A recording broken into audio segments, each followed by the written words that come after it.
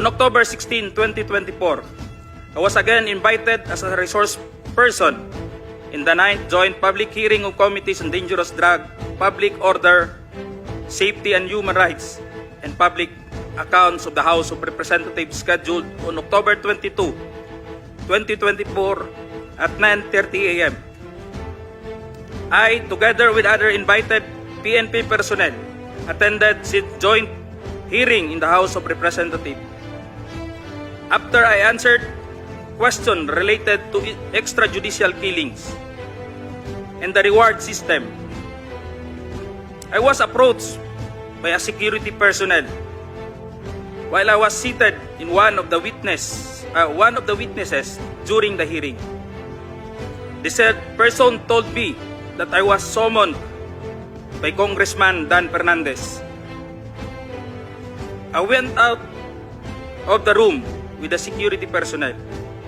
When we were outside, he told me to go to the left corridor and proceed straight to the end room. While walking, I saw other witnesses who were standing in the corridor, including my classmate, Major Portalesa and Captain Anova, who was wearing PNP uniform, and the latter acknowledged me by saluting.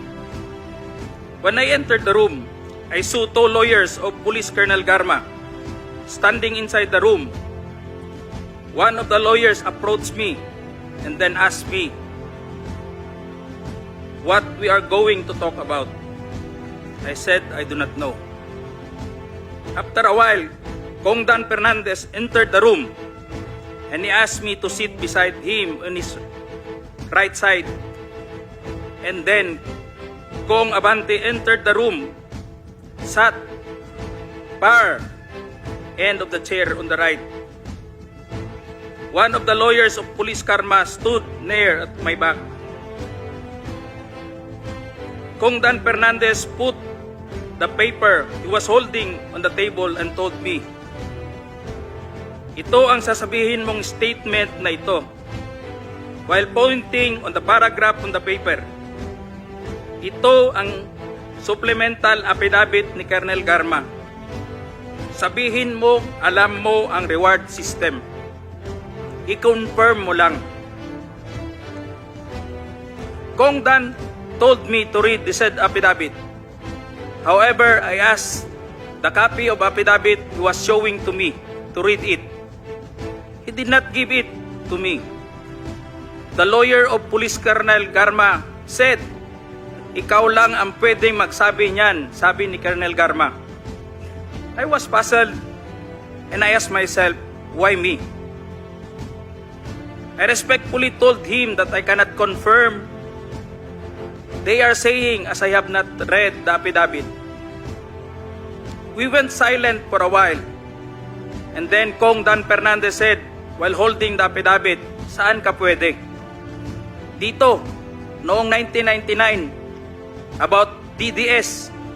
Alam mo to, pulis ka na sa Davao nito." I politely told him that I was not still with the PNP because I was working with the Bureau of Jail Management and Penology in 1999 that time.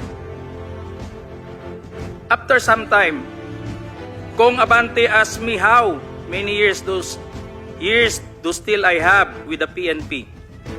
I answered, I still have 4 years before my retirement. Then he made a remark, "Pwede ka pang maging general." I humbly responded to him, "Masaya na ako sa ranggo ko, sir. Pagkatapos nito, sir, uuwi na lang ako at magtatanim na lang ako ng kamote sa amin." The cordial conversation between us continued, and I felt that they wanted me to convince me to do what they wanted me to do. Then Kong Abante asked me where I serve as a chief of police. To which I answered, Mandaluyong City Police Station, sir. Kong Abante then persuaded me by saying, "Ikaw naman, Colonel, ganito na lang. alangan namang walang insidente o pangyayari sa panahon na yon.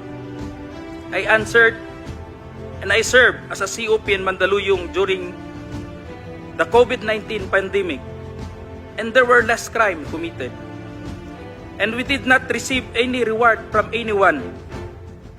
I added that we only received funds, additional MOA or support fund from the Peace and Order Fund of the LGU.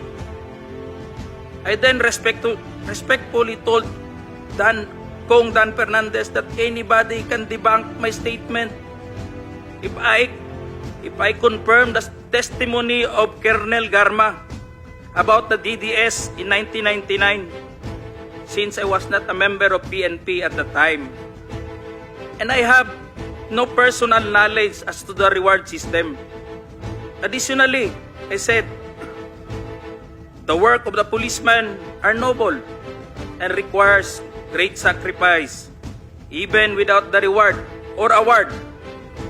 It is our moral obligation and a call of duty to serve our country and people. Then Kong Dan asked me, si Colonel Garma, anong masabi mo sa kanya sa Barayuga? I politely told him I cannot comment on the case. When I respectfully answered him, Sir, mahirap yan.